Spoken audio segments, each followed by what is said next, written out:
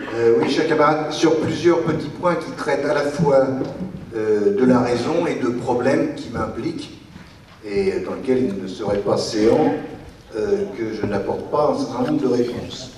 Alors, il y a eu un débat, il y a un DVD qui a été, à mon avis, intéressante, qui ont été intéressantes, c'est la camarade du 73, et c'est pas simplement par affinité géographique. Quand il dit il y a des articles dans La Raison qui nécessiteraient une plus grande explication. Alors, c'est vrai qu'on n'explique jamais assez. Mais par exemple, sur la loi de 2004, on a beaucoup écrit. On constate souvent d'ailleurs qu'on écrit beaucoup, mais qu'on n'est pas toujours lu à la hauteur de tout ce qu'on écrit. Ce qui est toujours dommageable pour ceux qui écrivent, en tout cas.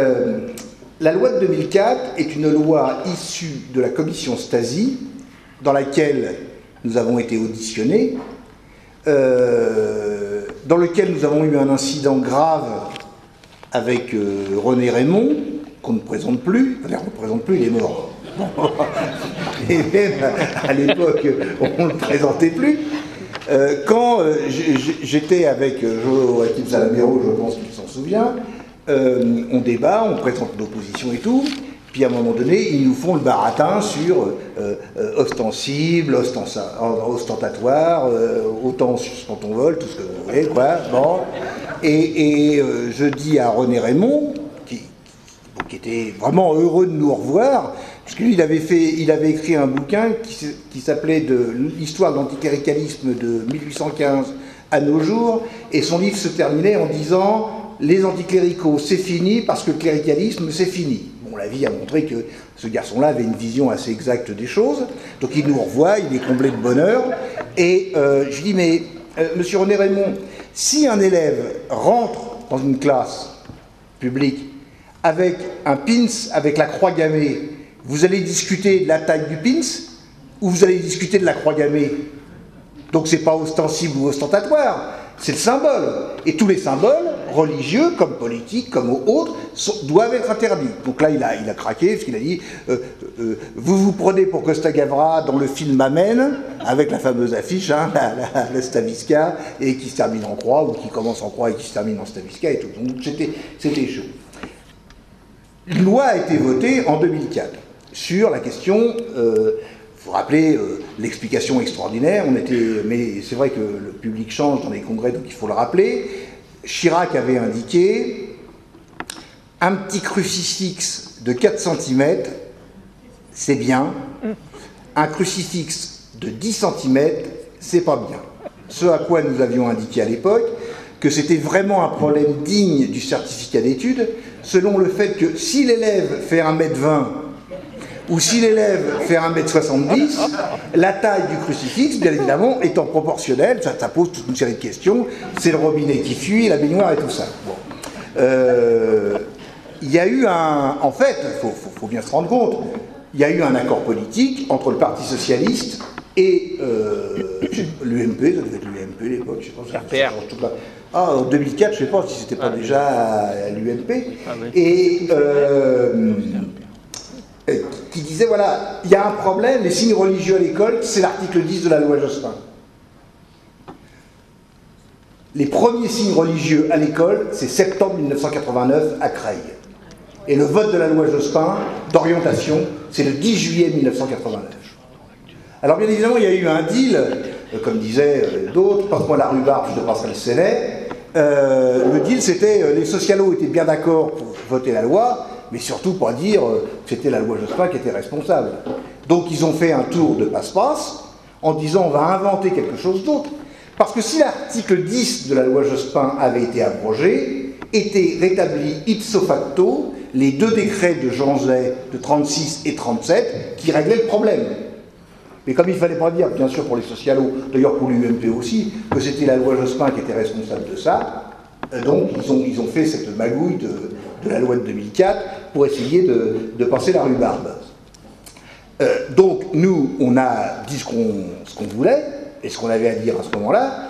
Bien évidemment, c'est autre chose de dire, est-ce que ça serait, il faut donner l'explication, mais est-ce que ça serait compris abrogation de la loi de 2004 ?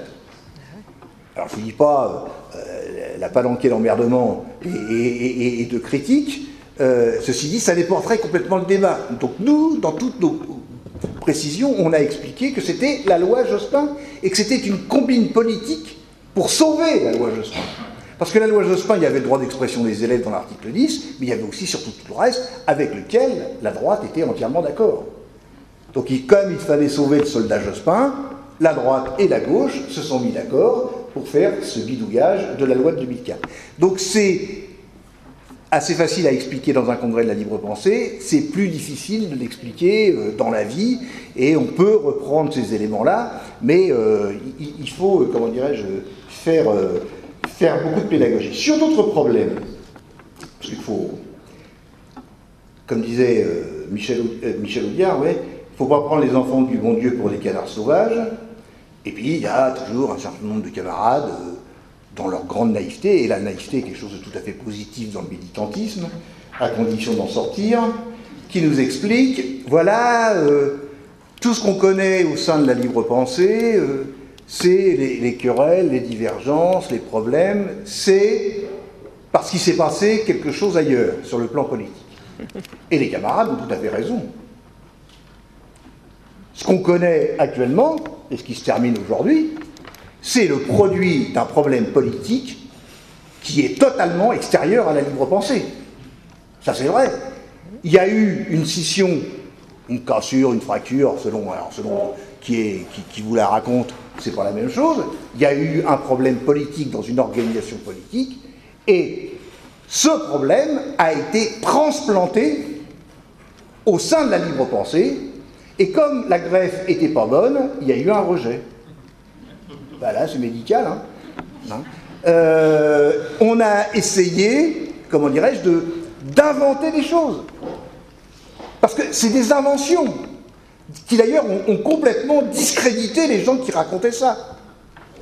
Parce que, rappelez-vous, pour ceux qui y étaient, au congrès de Creil d'août 2015, d'un seul coup, ceux qui se levaient, enthousiasmés par les discours de Christian Echenne l'année précédente, se levaient pour le conspuer.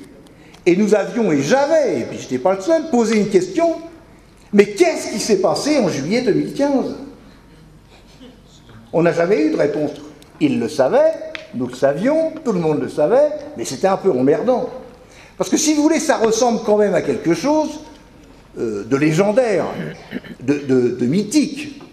C'est le récit de la conversion de Clovis en 496 par l'évêque Rémy. Alors, qui est totalement inventé, hein, mais il y en a qui... Ça donne des idées à des gens, ça, des mecs qui veulent réinventer des trucs aussi. Rappelez-vous que dans le récit écrit un siècle plus tard, Rémy, évêque, dit à Clovis « Courbe la tête, fier Sicambre, adore ce que tu as brûlé, brûle ce que tu as adoré. » Et depuis juillet 2015, il y en a qui ont certainement courbé la tête, brûlé ce qu'ils ont adoré et adoré ce qu'ils ont brûlé. Et comme bien évidemment, quand vous voulez défendre une théorie que c'est les autres qu'on tord, que c'est les autres qu'on trahit, c'est jamais soi-même qui a changé, c'est les autres. Mais nous posons une question, qui a changé ? Qui a changé ? La Fédération nationale de la libre pensée, alors ils ont essayé d'inventer, à partir de l'appel des laïcs, et je vais y revenir, qu'on aurait abandonné la revendication de l'abrogation de la loi Debré. Non mais c'est à se pisser dessus. Hein, on fait un meeting à Japy, on parle que de ça, on réunit tout le monde s'inscrit dans ce cadre-là, et nous on aurait abandonné l'abrogation de la loi Debré. Bon mais d'accord, ben, si vous voulez, la religion étant, paraît-il, une affaire privée, il y en a qui ont vu la Vierge. Ils ont eu une apparition. Alors c'était peut-être pas en juillet 2015, c'était peut-être le 15 août 2015. Alors, ouais, chacun va visiter les grottes qu'il veut, hein, à Mazamiel ou à Lourdes. Enfin quand même, faut quand même pas rigoler. On a abandonné la lutte contre la guerre, nous. Non mais il y a un moment donné, vous dites, bon, c'est pour ça d'ailleurs que fondamentalement on est pour le droit de mourir dans la dignité, parce qu'il y a des fois, il faut débrancher quand même. Bon. Donc, rappelez-vous quand même, mes chers camarades, les faits, et rien que les faits. Nous lançons, fin 2015, le meeting de Japy. Après l'interdiction de la manifestation, nous faisons ça.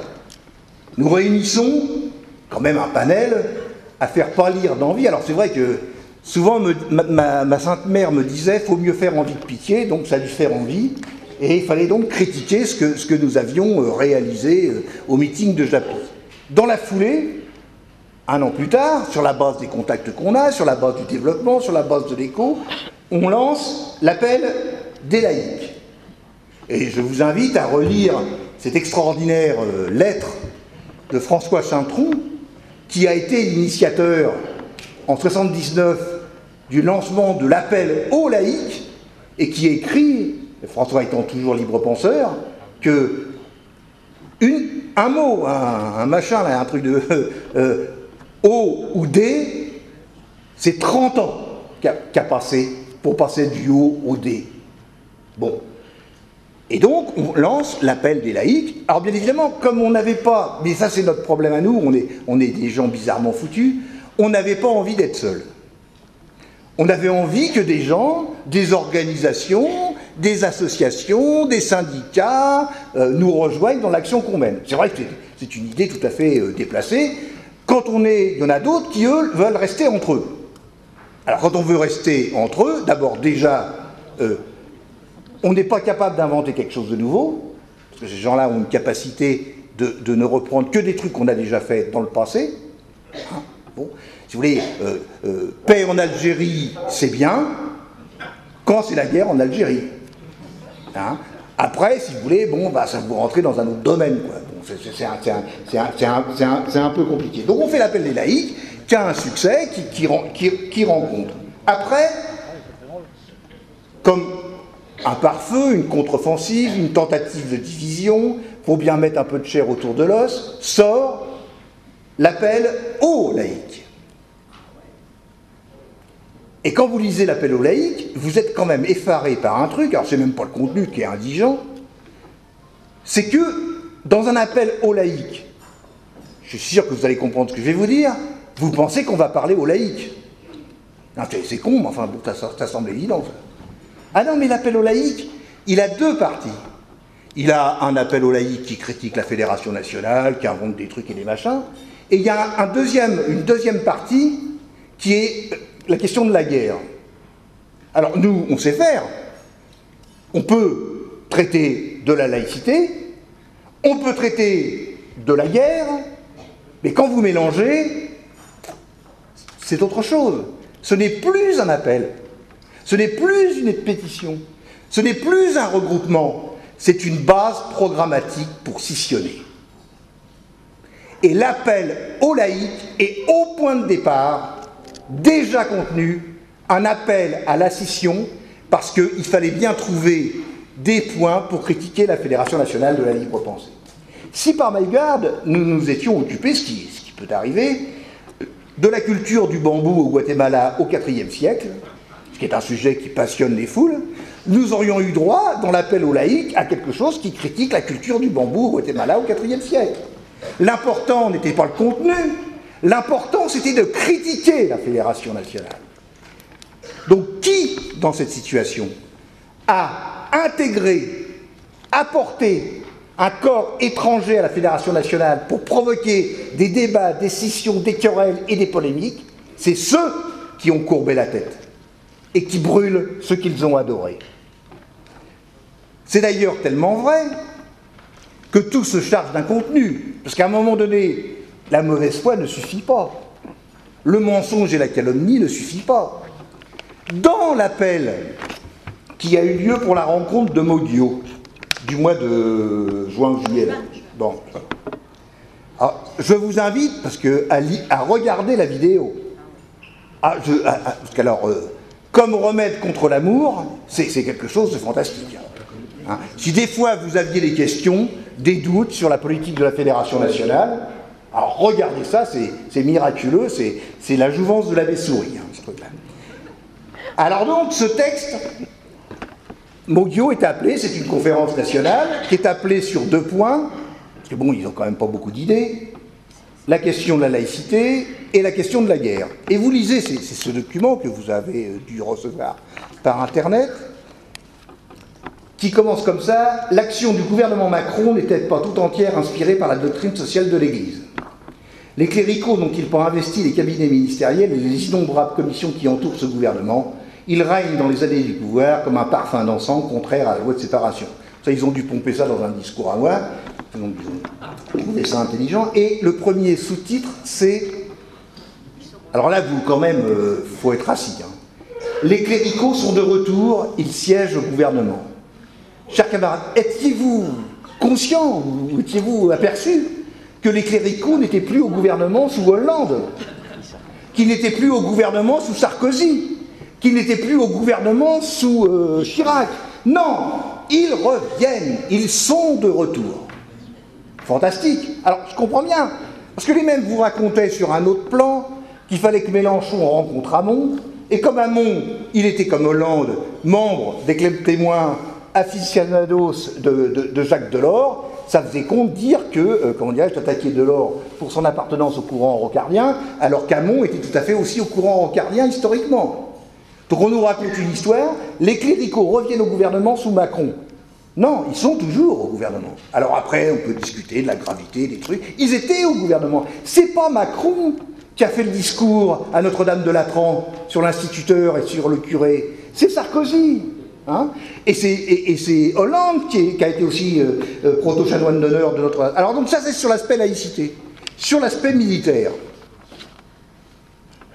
De la même manière que le président Macron et son gouvernement revendiquent ses liens avec la doctrine sociale de l'Église et les institutions religieuses, il se fixe un objectif particulier en ce qui concerne les armées.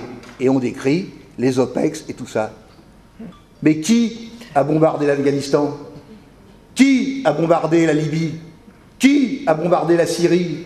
Qui est responsable des problèmes dramatiques de flot humain, de réfugiés aujourd'hui? C'est Macron. Alors certes, il est responsable. Certes, il continue. Certes, sans doute, il amplifie. Mais c'est lui qui a fait ça. Y aurait-il une rupture entre le gouvernement Hollande et le gouvernement Macron? On est en train d'essayer de nous infuser une politique, mes camarades, mais je m'excuse, on est obligé d'en discuter quand même, parce que ça a des conséquences.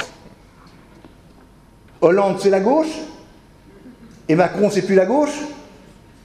Ben, dites donc, avec des pincettes, hein.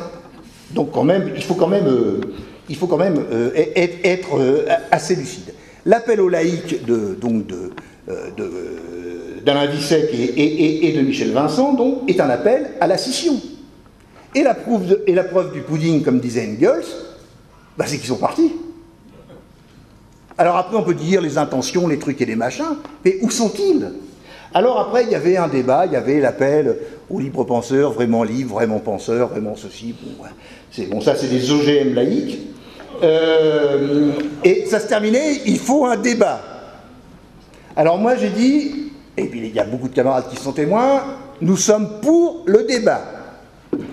Donc, j'ai sollicité des fédérations départementales dans lesquelles il y avait des débats, où des camarades ont eu même cette idée, il faut un débat.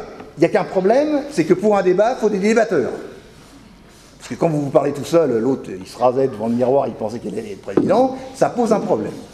Alors, dans la fédération du Jura, des copains, des camarades, je peux même dire, c'est assez honteux, des amis à moi, on dit, puisqu'il y a un appel, puisqu'il y a des litiges, puisqu'il y a des discussions, invitons au débat, confrontons au sein de la libre pensée Michel Vincent et Christian Echen. Ça n'a pas été accepté. Les camarades de la Fédération du Val-de-Marne ont eu la même attitude et ont dit il faut débattre, il faut discuter. Invitons Michel Vincent, invitons Christian Echen. Au débat, il n'y a eu que Christian Echen qui est venu. Dans le Doubs, c'est pareil.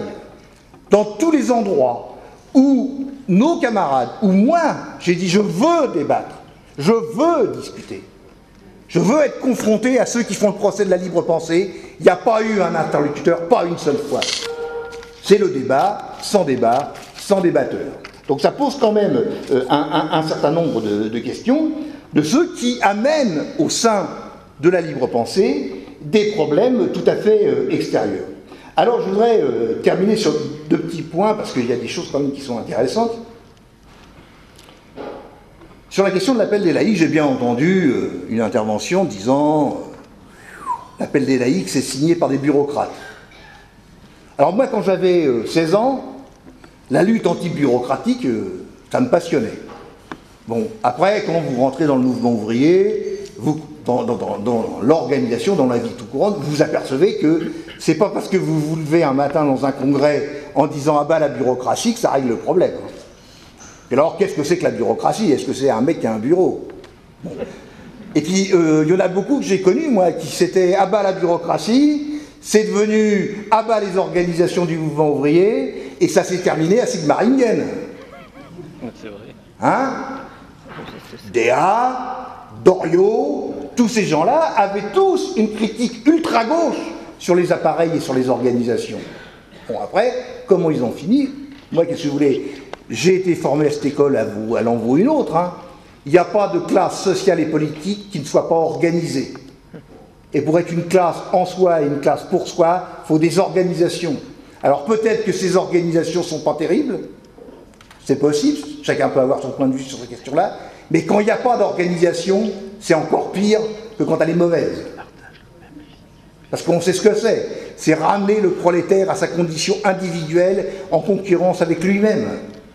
Alors, pour citer les vieux barbus sur toutes ces questions-là.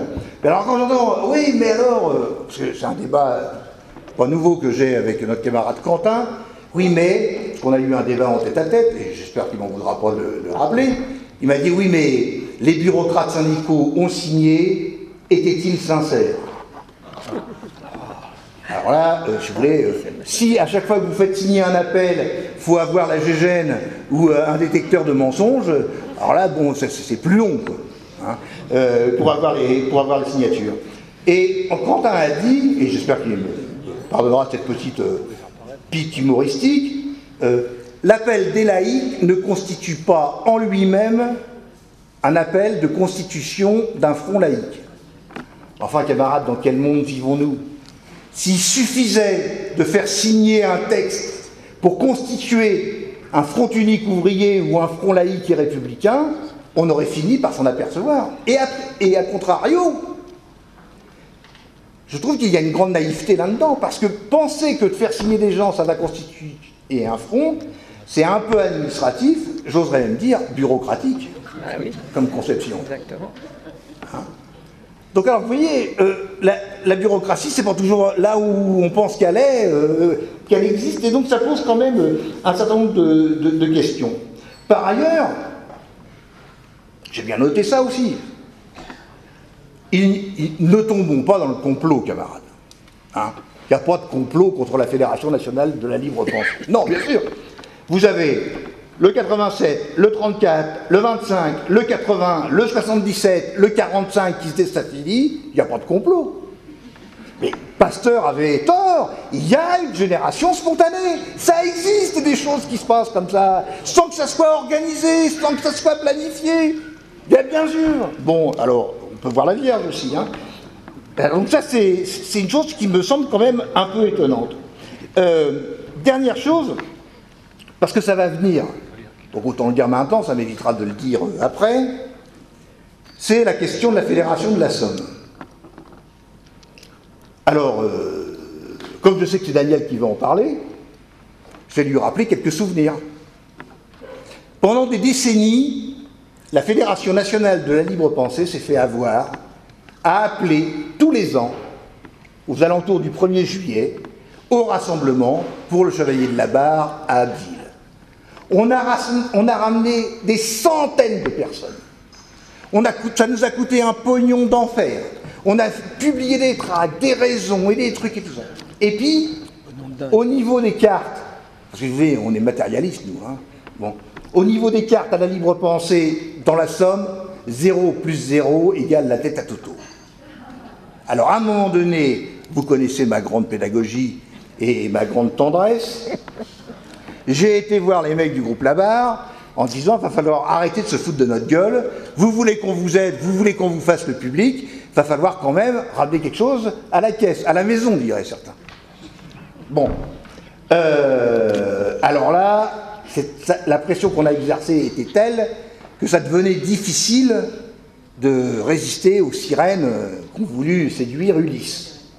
Donc a été montée à l'époque, vous voyez, je vous le dis publiquement devant Daniel, donc il dira si c'est pas vrai, une fédération de la libre pensée de la Somme, dont le groupe Labarre, dirigé historiquement par Gérard Reisman, ensuite par Fifi Reisman, et ensuite par Madame Reisman, parce que c'est des entreprises familiales, n'ont eu de cesse que de détruire la fédération départementale de la libre pensée et de dégoûter, notamment quelqu'un pour qui j'avais une énorme estime, qui s'appelait Raymond Desfossés, qui des fois faisait des chroniques cinéma dans La Raison. Ils l'ont tellement écœuré, c'était tellement des sectaros, que ça s'est terminé. Bon. D'ailleurs, je me rappelle que du temps de Gérard Reisman, lui disait « Je ne veux pas adhérer à la Fédération nationale de la libre pensée parce que vous êtes d'un anticléricalisme vulgaire. » Et nous, prout ma chère, nous, on fait quand même dans la soie et dans le satin. Bon. Donc, bon, alors, si vous voulez, bon, des fois, c'était des camarades, donc on fait attention quand même. Bon. Ensuite, on a encore gueulé, parce qu'il ne faut quand même pas déconner quand même. Donc, a été montée une fédération départementale de la Somme, avec Dominique Retzmann et d'autres. À la première occasion, ils se sont barrés. Pourquoi ? Parce qu'ils considèrent qu'une fédération, alors qu'on a essayé de leur expliquer le contraire, qu'une fédération départementale de la libre pensée de la Somme, au contraire de les nuire, ça ne pouvait que les aider. Parce que le groupe Labarre d'Abbeville, bien évidemment, bon, bah, c'est Labarre d'Abbeville. Hein, bon, je ne ferai pas comme Colgidelli à une époque, le chevalier de la gare. Enfin bon, c'est un peu limité quand même, puisque c'est juste à côté de la gare d'Abbeville, c'est quand même un peu limité. Bon, donc, on a dit, agissons ensemble, faisons des choses sur la laïcité, la libre pensée, c'est pas que la barre. La barre, c'est fondamental, c'est tout ce que ça pose, mais c'est pas que ça. À la première occasion, bien évidemment, ils se sont barrés. Mais tout a un contenu, camarades. L'année dernière, la Fédération de la Somme décide, en totale opposition et en totale indépendance, mais indépendance avec du fil de fer barbelé, des miradors et tout ça vis-à-vis de la Fédération nationale, de faire une conférence sur les mutineries de 1917. Et c'est Nicole Origny qui nous a averti, qui était effaré. Le mec qu'ils invitent pour célébrer, commémorer, discuter des mutineries de 1917, c'est un pseudo-historien qui s'appelle Roland, qui milite ouvertement pour la réhabilitation du maréchal Nivelle, en disant que ce garçon-là a été injustement persécuté, trop critiqué, qu'il a fait de son mieux.